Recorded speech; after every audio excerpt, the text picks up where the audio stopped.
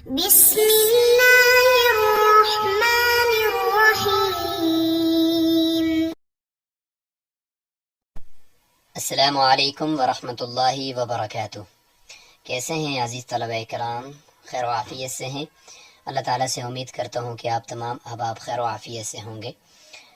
اور ہمارے ان اسباق کو اچھی طریقے سے سن رہے ہوں گے۔ سبق نمبر 167 ہے اور کتاب المزارعات والمساقات۔ آج دو کتاب ہیں ہم پڑھیں گے، کتاب المزارعات اور کتاب المساقات۔ ان دونوں کو انشاءاللہ آج ہم دیکھیں گے۔ مزارعات یعنی زرع سے ہے اور کھیتی باڑی جو کی جاتی ہے، زمین کا مالک دیتا ہے اور ایک آدمی اس پہ کام کر رہا ہوتا ہے اور پھر اسی میں سے جو کچھ نکلتا ہے تو اس کو آپس میں وہ حصص کی بقدر پرسنٹیج کے اعتبار سے وہ تقسیم کر لیتے ہیں۔ باغبانی، مساقات ساقہ یساقی، مساقات کا معنی ہوتا ہے پانی پلانا۔ تو باغ درخت ہیں، اس کے اوپر اگر کوئی آدمی باغبان مقرر کیا گیا ہے، وہ اس کی نگہداشت کرتا ہے اور اس کو پانی لگاتا ہے اور بعد میں جا کر جو کچھ اس میں سے پھل نکلتا ہے اس پھل کو واپس میں تقسیم کر لیتے ہیں، تو اس کو کہتے ہیں مساقات۔ تو آج ان دونوں ابواب کو انشاءاللہ ہم پڑھیں گے۔ تو یہ مزارعات کا آپ کے سامنے مفہوم آ گیا ہے، زراعت سے مشتق ہے اور ایک آدمی کی زمین اور دوسرے کے بیل ہوتا ہے یا ٹریکٹر وغیرہ ہوتا ہے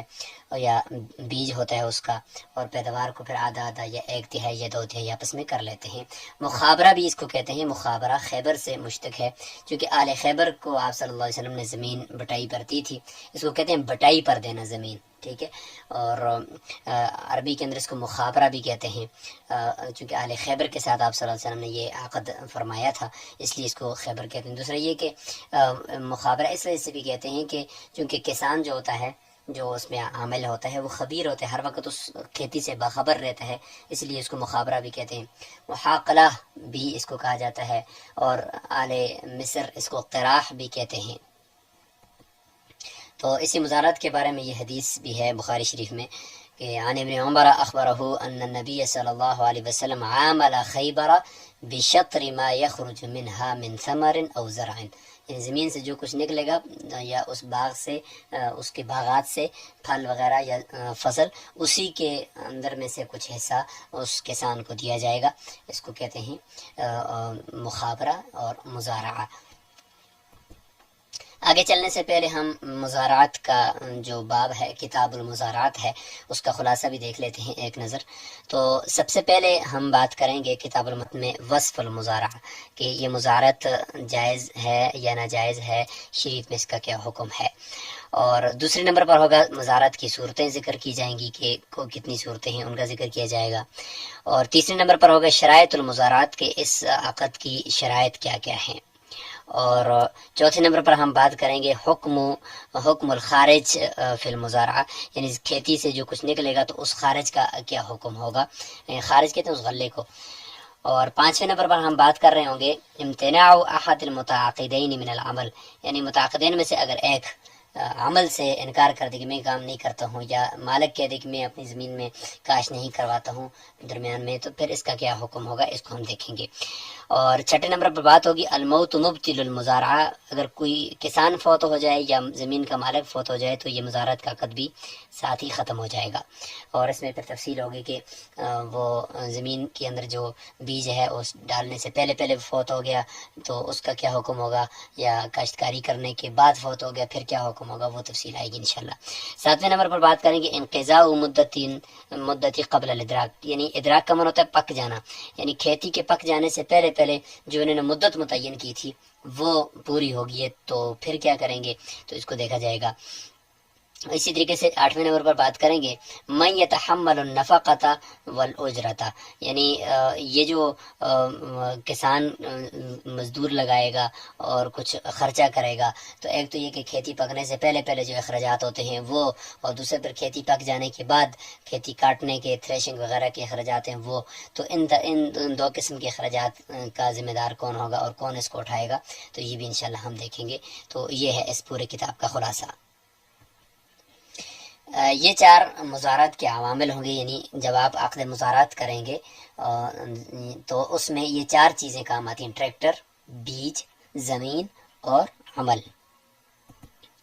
یہ ہیں جی مزارعت کے جواز کی شرائط۔ چونکہ امام ابو حنیفہ رحمۃ اللہ علیہ تو فرماتے ہیں کہ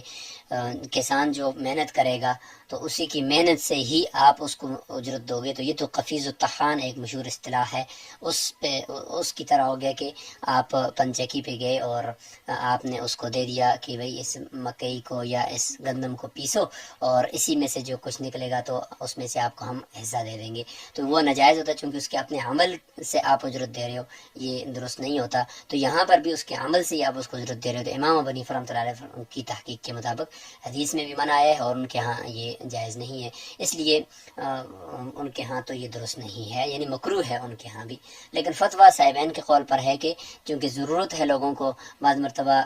کسان جو ہے اس کو ضرورت پڑتی ہے زمین کی، اس کے پاس بیل ہوتے ہیں، ٹریکٹر ہوتا ہے، لیکن اس کے پاس زمین نہیں ہوتی، اور زمین والے کے پاس کبھی کبھار جو ہے وہ کاشتکاری کے لیے کوئی نہیں ہوتا، تو اگر ان دونوں کا آپس میں یہ ایڈجسٹمنٹ ہو جائے، اس کی زمین کا فائدہ ہو، اس کی کھیتی باڑی ہو جائے، تو اس لیے فتویٰ صاحبین کے قول پر ہے۔ تو اس لیے جواز کی شرائط صاحبین کے نزدیک یہ 8 ہیں، یہ 8 شرائط ہوں گی تو مزارعت درست ہوگی، ورنہ درست نہیں ہوگی۔ یہاں پہ ہم مزارعت کی اس شرائط کو دیکھ لیں گے، بعد میں کتاب کے اندر صرف ترجمہ ہی باقی رہ جائے گا، وہ جلدی سے انشاءاللہ کر لیں گے۔ سب سے پہلی شرط ہے زمین کے اندر صلاحیت ہو، اور یعنی وہ پیداوار کی صلاحیت بھی زمین کے اندر ہو، بنجر نہ ہو۔ دوسری یہ ہے کہ متعاقدین بھی اہل ہوں۔ تیسری شرط ہے مدت کا ذکر کیا جائے کہ بھئی کتنے مدت تک ہم اس مزارعت کے عقد کو چلائیں گے۔ اور نمبر 4 بیج والے کا ذکر ہو کہ بیج مالک کی طرف سے ہوگا یا وہ کسان کی طرف سے ہوگا۔ 5ویں نمبر پر ہے کہ بیج کی جنس متعین کی جائے، گندم ہے، مکئی ہے، جو ہے، کیا چیز کاشت کرنی ہے۔ 6 نمبر پر عامل کا حصہ متعین کیا جائے کہ بھئی آپ کو کتنا حصہ ملے گا، ایک حصہ آپ کا ہوگا تو باقی میرا ہوگا، آدھا آپ کا ہوگا آدھا میرا ہوگا، کس طریقے سے ہوگا اس کو آپ نے متعین کرنا ہوگا۔ 7 نمبر پر زمین عامل کے حوالے کی جائے کہ وہ تاکہ کاشتکاری کرنے میں اس کے لیے آسانی ہو، زمین اپنے پاس رکھیں گے تو پھر وہ کاشتکاری نہیں کر سکے گا۔ 8ویں نمبر پر بات یہ ہوگی کہ عامل کی اجرت اگنے والی فصل سے ہوگی، ایسا نہیں ہے کہ وہ اپنے جیب سے مالک دے گا، نہیں، بلکہ اسی کے اندر سے جو کچھ نکلے گا وہی دی جائے گی۔ یاد رکھیں یہاں پہ عرف میں بھی دیکھا جاتا ہے کہ اگر عرف میں جو کچھ چیزیں طے ہیں اگر وہ شرعاً اس میں کوئی ممانعات نہ ہو تو اس کو بھی لیا جاتا ہے۔ تو مزارعات کی یہ اقسام بھی آپ دیکھ لیں، کتاب کے اندر بھی تفصیل سے ہیں، تو یہاں پہ ہم پہلے ان کا خلاصہ دیکھ لیتے ہیں۔ پہلی قسم ہے زمین اور بیج ایک کی طرف سے ہو اور عمل اور بیل دوسری کی طرف سے، چونکہ 4 ہی عوامل ہوتے ہیں تو اس میں سے 2 ایک کی طرف سے ہیں، 2 دوسری کی طرف، یعنی اس میں زمین اور بیج ایک طرف سے ہیں اور عمل اور بیل دوسری طرف سے ہیں۔ دوسری صورت ہوتی ہے زمین ایک طرف ہوتی ہے، یعنی ایک آدمی کی زمین ہوتی ہے اور دوسرے کا عمل، بیل، بیج، یہ تینوں دوسرے کے ہوتے ہیں۔ اور تیسری صورت ہے زمین، بیج اور بیل یہ ایک آدمی کے ہوتے ہیں اور عمل صرف دوسرے کا ہوتا ہے۔ اور چوتھی صورت ہوتی ہے کہ زمین اور بیل ایک طرف اور بیج اور عمل دوسری طرف۔ پہلی 3 صورتیں جائز ہوتی ہیں اور چوتھی صورت ناجائز ہوتی ہے، کتاب کے اندر انشاءاللہ تفصیل سے اس کو دیکھتے ہیں۔ تو اب باقاعدہ شروع کر دیتے ہیں مزارعت کا سبق اس کتاب سے۔ تو اس میں یعنی عبارت عن عقد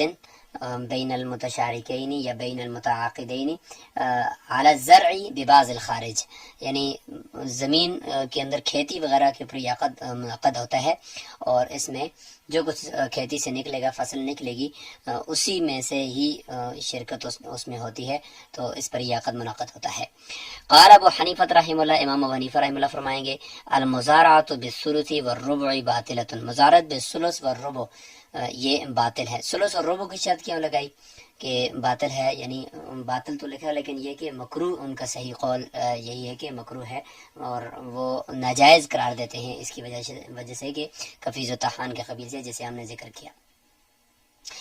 بالثلث اور ربع کا ذکر اس وجہ سے کیا کہ چونکہ اکثر مزارعات جو ہوتی ہے وہ ثلث کے ساتھ ہوتی ہے، یعنی ایک تہائی کسان کا اور 2 تہائی مالک کی زمین کے مالک کا، اور ربع بھی کے ساتھ بھی ہوتی ہے کہ کبھی کبھار زمین کے مالک کو 3 حصے ملتا ہے اور چوتھا حصہ وہ کسان کو ملتا ہے، کام کرنے والے کو ملتا ہے۔ تو چونکہ اکثر اسی طریقے سے ہوتی ہے تو اس لیے اس کو مزارعت بالثلث والربع کہہ دیا، ورنہ یہ کوئی قید اعتراضی نہیں ہے، ورنہ مزارعت نسبی بھی ہوتی ہے اور اس سے کم زیادہ بھی ہوتی ہے۔ وقالا صاحبین فرماتے ہیں جائزتن، یہ مزارت جائز ہے، جس طرح کی پہلے ذکر کر دیا گیا، اس لیے فتویٰ بھی صاحبین کے قول پر ہے، لوگوں کی ضروریات کو مد نظر رکھتے ہوئے۔ اب صاحبین کے نزدیک جو یہ جائز ہے تو اس کی کچھ شرائط ہیں، جو شرائط یہاں پہ ذکر کی جائیں گی۔ تو پہلے صورتیں ذکر کی جائیں گی کہ مزارات کی صورتیں کتنی ہیں، جو 4 صورتیں ہیں ان کو تفصیل سے ذکر کیا جائے گا، اس کے بعد پھر آگے شرائط ذکر کی جائیں گی۔ وہی عندہما، صاحبین کے نزدیک یہ مزارات کا جو عقد ہے اعلیٰ 4 اوجہ، 4 قسموں پر ہے، 4 صورتوں پر ہے۔ سب سے پہلی صورت اذا كانت الارض والبذر، یعنی 4 عوامل میں سے زمین اور بیج، یہ ایک آدمی کا ہے، یعنی مالک زمین نے ساتھ بیج بھی دیا ہے۔ والعمل والبقر لواحد، عمل اور بقر یعنی ٹریکٹر وغیرہ یا بیل وغیرہ وہ دوسرے آدمی کے ہیں۔ تو جازت المزارعات، اس کو ہم یہ کہہ دیں گے کہ مزارعت جائز ہے، اور اس میں ہم یہ فقہی تکییف کر دیں گے کہ گویا کہ زمین کے مالک نے ایک آدمی کو اجرت پر رکھا، کرائے پر رکھا، کسان کو، اور اس کو کہا کہ تم اپنا ٹریکٹر وغیرہ یا اپنے بیل وغیرہ وہ ساتھ لے کر آ جانا اور میری زمین کے اندر کاشتکاری کرنا، یہ اس طور پر ہو جائے گا گویا کہ۔ اور یاد رکھیں اس میں جو ناجائز ہونے والی صورت ہے وہ یہ ہے کہ بیل جو ہوتے ہیں وہ اگر ضمن میں آ جائیں تو وہ تو ٹھیک ہے، لیکن اگر ان کو ضمن میں نہ ہو بلکہ وہ اگر اس طریقے سے آئیں کہ وہ اصل بن کر ان کو اگر اجرت پر لایا جائے، تو بیلوں کو اجرت پر لانا اسی میں سے غلے کے اوپر، یعنی غلے میں سے ہی ان کی اجرت طے کی جائے، تو اس کو ناجائز قرار دیا گیا ہے۔ تو اس وجہ سے یہ صورت ناجائز ہوگی۔ یہاں پر پہلی صورت میں چونکہ کسان خود اجرت پر لیا ہے، اس نے اپنے ساتھ اپنے بیل وغیرہ جو لائے ہیں یا ٹریکٹر وغیرہ اپنا جو لایا ہے وہ تابع ہو کر آیا ہے، تو لہذا تابع ہو کر آنے کی وجہ سے یہ صورت جائز ہے۔ دوسری صورت کی طرف چلتے ہیں، وہ یہ ہے کہ وَإِنْ كَانَتِ الْأَرْضُ لِوَاحِدٍ، زمین صرف ایک کی ہے، باقی عمل بقر یعنی بیل ٹریکٹر، والبذر اور بیج آخر یہ دوسرے کا ہے، جازت المزارعات، تو یہ دوسری صورت بھی جائز ہے۔ اس میں بھی ہم فقہی تقییب یہ کر لیں گے کہ مالک زمین نے ایک آدمی کو، کسان کو اپنے پاس یعنی اس کو اجرت پر رکھا اور کہا کہ اسی کھیتی میں سے ہی آپ کو یعنی ایک حصہ یا نصف یا چوتھائی میں آپ کو دے دوں گا، آپ اپنے بیل اور اپنا بیج وغیرہ لا کر میری زمین کے اندر کاشتکاری کرو۔ یہ اس طریقے سے بھی ہو سکتا ہے، یا اس کو اس طریقے سے بھی کر سکتے ہیں کہ گویا کہ ایک آدمی نے زمین کرائے پر لے لی، ایک کسان نے زمین کرائے پر لے لی اور اپنا بیج اور اپنا عمل سب کچھ اس میں کر رہا ہے، تو یہ اس میں ہو سکتا ہے، ٹھیک ہے۔ اور اوپر بھی یہ ہو سکتا ہے۔ اچھا، تیسری صورت کی طرف چلتے ہیں، وَإِنْ كَانَتِ الْأَرْضُ وَالْبَذَرُ، بیج اور زمین ایک آدمی کی ہے اور بقر بھی اس کے ہیں، یعنی زمین، بیج اور بیل یہ سارے ایک آدمی کے ہیں، مالک زمین کیا ہے، بیج بھی اور بقر، اس نے صرف ایک آدمی کسان کو رکھا ہے کہ تم آ کر بس صرف اس میں آپ نے کاشتکاری کرنی ہے اور آپ کا عمل ہوگا، والعمل لواحد، جازت، یہ بھی درست ہے۔ اور اس کی فکر تقییب یہ ہے کہ ایک کسان کو گویا کہ اس نے کرائے پر رکھ دیا، تو یہ دوسری صورت میں گویا کہ کسان نے زمین کرائے پر لے لی تھی اس میں، اور اس کے اندر فقہی ترکیب یہ ہو جائے گی کہ گویا کہ مالک زمین نے کسان کو کرائے پر یعنی اجرت پر لے لیا۔ وَإِنْ كَانَتِ الْأَرْضُ، چوتھی صورت شروع ہوگی کہ وَإِنْ كَانَتِ الْأَرْضُ وَالْبَقَرُ لِوَاحِدٍ، زمین اور بقر یعنی بیل یہ ایک آدمی کے ہیں، مالک زمین کے پاس اس کا یعنی بیل بھی اسی کے ہیں۔ وَالْبَذَرُ وَالْعَمَلُ لِوَاحِدٍ، کسان کا عمل ہے اور بیج ہے۔ فَهِيَ بَاطِلَةٌ، یہ صورت ناجائز ہے۔ ناجائز ہونے کی وجہ کہ یہ فقہی تکییف اگر ہم کریں کہ کسان زمین کو کرائے پر لے رہا ہے، تو پھر یہ مالک زمین سے وہ ٹریکٹر یا وہ بیل کیوں لے رہا ہے؟ بیل تو تابع تو نہیں ہو سکتے نا، زمین کے تابع تو بیل نہیں ہے، تو یہ اس صورت بھی ناجائز ہے۔ اور بیلوں کو الگ سے اگر ہم یہ لیں کہ بھئی بیلوں کو الگ سے، ہاں اگر ان کے آپس میں کمٹمنٹ ہو جائے وہ تو ٹھیک ہے، لیکن یہ لینا کہ بھئی بیلوں کو دے دو اور اسی زمین میں سے جو کچھ نکلے گا وہ ہم اس کو دے دیں گے، یہ بھی ناجائز صورت ہے، کیونکہ بیلوں کو اس طریقے سے کرائے پر یا اجرت پر لینا یہ اس کا عرف ہی نہیں ہے، بلکہ یہ ناجائز صورت رواج ہی نہیں ہے۔ اور اگر ہم یہ صورت لے لیں کہ بھائی مالک زمین جو ہے وہ اپنے بیل ہیں اور اپنا سارا کچھ ہے اور وہ کسان کو جو ہے وہ لا رہا ہے، تو پھر کسان کا بیج وہ کیوں استعمال کر رہا ہے؟ تو یہ صورت چونکہ تھوڑی سی اس میں فقہی تکیف بھی نہیں بن رہی، تو اس کو ناجائز قرار دیا گیا ہے۔ تو یہ 4 صورتیں اس میں ہیں۔ ولا تصح المزارعات الا على مدت معلومہ، یہاں سے شرائط شروع ہو گئی ہیں کہ مزارعات درست نہیں ہے مگر مدت معلومہ پر، کہ مدت معلوم ہونے چاہیے، پہلے سے متعین ہوتا ہے اکثر، اور اگر اس میں تھوڑا اوپر نیچے ہو جائے تو اس صورت میں یہ جائز ہو جائے گی مزارعت، چونکہ متعین ہوتی ہے کہ بھئی فلاں وقت میں کاشتکاری یعنی بیج بویا جاتا ہے اور فلاں سیزن کے اندر اس کو کاٹا جاتا ہے، متعین ہوتا ہے۔ وَأَن يَكُونَ الْخَارِجُ بَيْنَهُمَا مُشَاعًا، اور یہ بھی ایک شرط ہے کہ جو غلہ نکلے گا ان کے درمیان آپس میں یہ نہیں ہوگا کہ بھئی 10 من میری ہے اور باقی آپ کی ہے، ایسا نہیں ہوگا، بلکہ پرسنٹیج کے اعتبار سے کہ جتنا بھی غلہ نکلا اس میں 2 حصے مالک ہے میرا اور 1 حصہ آپ کا، یا آدھا میرا آدھا آپ کا، اس طریقے سے پرسنٹیج کے اعتبار سے وہ تقسیم کریں، مشترک طور پر کریں۔ فَإِن شراطا، اگر انہوں نے شرط لگائی لأحدہما قفزانا مسماتا، اپنے لیے کسی ایک دونوں میں سے کسی ایک کے لیے متعین قفیزوں کا، متعین وزن کا، فہی باطلۃ، پھر یہ مزارعت باطل ہو جائے گی۔ تو یہ اس کی کچھ شرائط کا ذکر یہاں پہ ہو رہا ہے۔ اسی طریقے سے اگر انہوں نے آپس میں یہ طے کیا کہ وَكَذَلِكَ إِذَا شَرَطَ مَا عَلَى الْمَاذِيَانَاتِ والسواقی، ماضیانات یعنی بڑی جو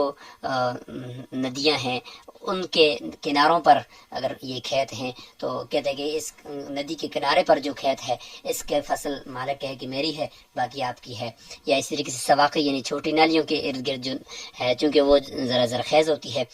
وہ کہے کہ یہ مجھے دے دو باقی آپ لے لینا، تو یہ بھی فاسد ہے، کیونکہ ہو سکتا ہے کہ باقی میں کچھ یعنی پھل ہی نہ آئے، کچھ فصل ہی نہ ہوگے اور اس جگہ پہ فصل زیادہ اگتی ہو، تو یہ بھی متعین کرنا درست نہیں ہے۔ یہ شرائط کا ذکر ہو گیا۔ اب آگے جی جو کچھ نکلے گا غلہ، اب اس کی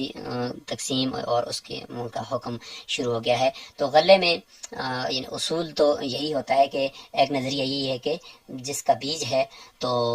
زیادہ اسی کو ملنا چاہیے، یعنی اصل تو یہ ہے کہ اگر مزارعت فاسد ہو جائے گی تو جس کا بیج ہوگا غلہ اسی کا ہوگا، باقی اگر وہ زمین والا ہے تو کسان کو وہ اجرت دے گا، اگر وہ کسان ہے تو زمین والے کو اس کا زمین کا کرایہ دے گا، تو بیج والے کو اس کی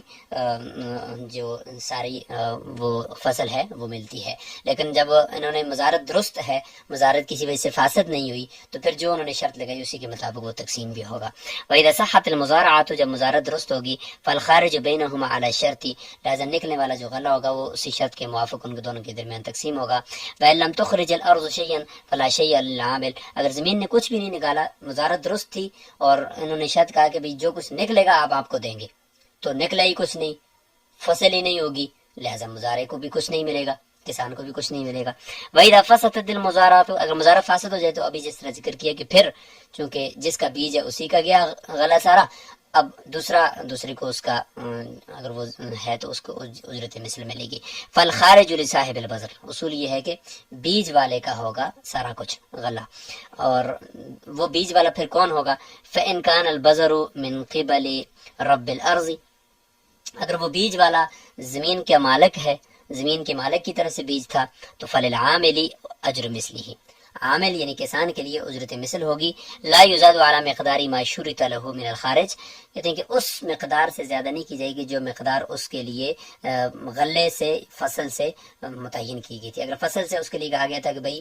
نصف آپ کو ہم دیں گے، تو اس فصل کا نصف کتنا بنتا ہے، اس کی کیا ریٹ بنتی ہے، تو وہ اگر 10,000 ہے 20,000 ہے تو اس سے زیادہ ہم اس کو مزدوری نہیں دیں گے، مزدوری اس کی جو بنتی ہے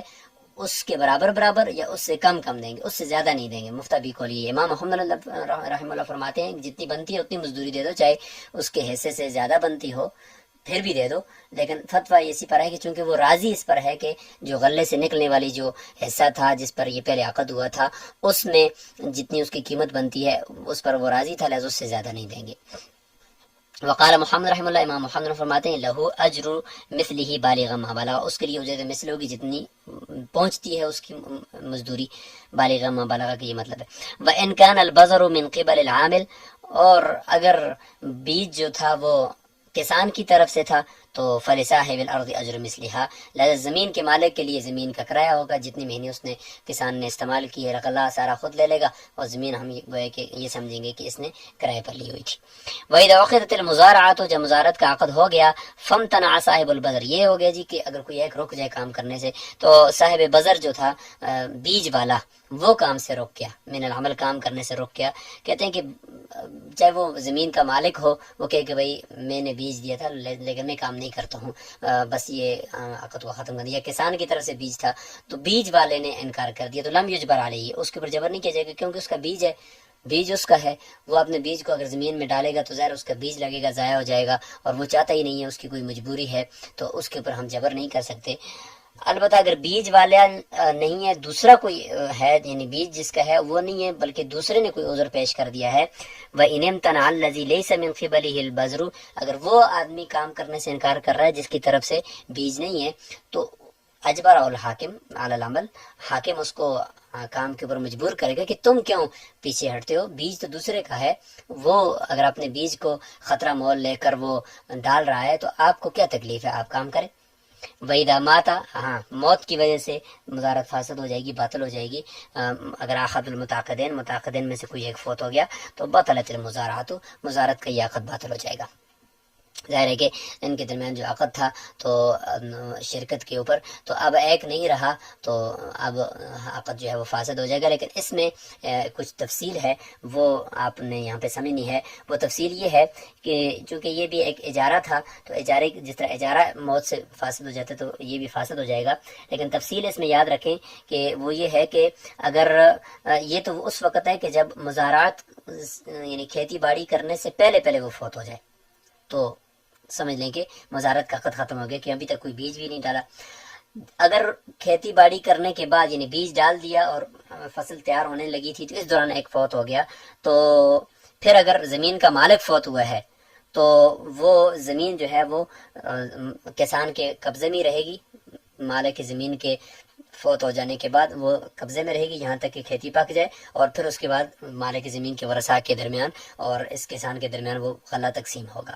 اور اگر جو مرنے والا ہے وہ کسان ہے تو اس کے ورثاء آ کر اگر کہتے ہیں کہ ہم کام کرتے ہیں، کسان بھائی جو ہمارا تھا فوت ہو گیا، ہم اس کی جگہ پہ کام کرتے ہیں، تو ٹھیک ہے وہ کام کر رہیں گے۔ زمین کے مالک اگر وہ انکار کر رہا ہے تو اس کو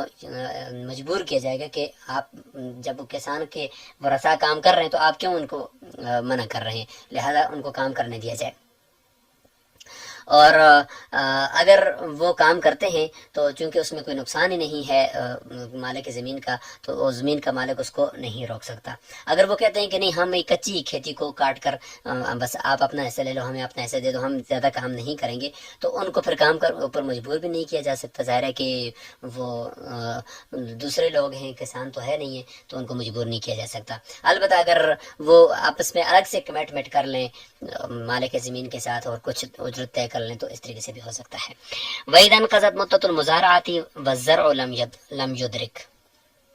اب یہ ہے کہ مزارت کی جو مدت انہوں نے 2 مہینے 2.5 مہینے مقرر کی تھی وہ پوری ہوئی، لیکن کھیتی ابھی تک کچی ہے۔ لم یدرک کا معنی کہ پہنچی نہیں ہے، مطلب یہ کہ وہ پکی نہیں ہے، تو اب کیا کریں گے؟ ظاہر ہے کہ جب مزارت ختم ہوگی اس کے بعد جو کسان ہوگا، وہ کسان اگر عمل کر رہا ہے تو وہ مالک زمین کا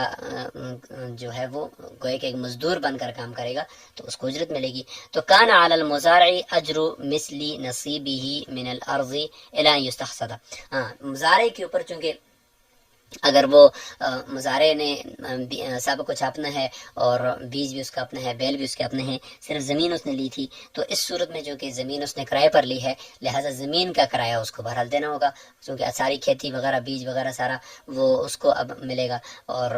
جو ہے وہ اس کے بعد جتنا بھی چونکہ وقت لگے گا تو اس میں اس کی کھیتی ہے تو وہ زمین کا کرایہ اس کو دینا پڑے گا۔ اجر مثل نصیبہ، مطلب یہ ہے کہ پوری زمین کا کرایہ وہ نہیں دے گا، یعنی جو انہوں نے آپس میں طے کیا تھا کہ آدھا حصہ تیرا آدھا آپ کا، مثال کے طور پر، تو اب کسان کا تو آدھا حصہ ہے نا، آدھا تو غلے کا حصہ وہ مالک زمین کا ہوگا، لہٰذا یہ جو کھیتی پکے گی اس کے بعد تو اس میں گویا کہ آدھی کھیتی وہ کسان کی ہے، لہٰذا آدھا کرایہ وہ دے گا۔ اجر مثل نصیبی کا یہ مطلب ہے، اگر 2 حصے تھا دو حصے، سلس کے ساتھ مزارت بالسلس تھی، مزارت بالربع تھی، تو پھر وہ ربع کا کرایہ دے گا، سلس کا کرایہ دے گا، اور مزارت بالنصف تھی تو پھر نصف کا وہ کرایہ دے گا. یہ مطلب ہے. یہ نہیں کہ پوری کھیتی کا وہ پوری زمین تو اس نے کرایہ پر نہیں لی ہوئی، بلکہ آدھی کھیتی تو اس نے مالک کو دینی ہے. والنفقۃ علی الزرع علیہما علی مقدار حقوقہما. اچھا، اب جو خرچہ آئے گا کھیتی کے اوپر اس مدت میں، یعنی مدت ختم ہو جانے کے بعد جو خرچہ آئے گا، چونکہ اب تو مزارات کا عقد نہیں رہا، وہ تو مدت ختم ہونے کی وجہ سے ختم ہو گیا ہے. اب جو آئے گا تو وہ چونکہ دونوں کا مشترک غلہ ہے اور فصل ہے، لہٰذا دونوں کے اوپر مشترک آئے گا. کھیتی کے اوپر جو ہوگا وہ ان کے اپنے مقدار حقوق، یعنی اگر نصف ہے تو پھر نصف خرچہ آئے گا، اگر سلس پہ ہے تو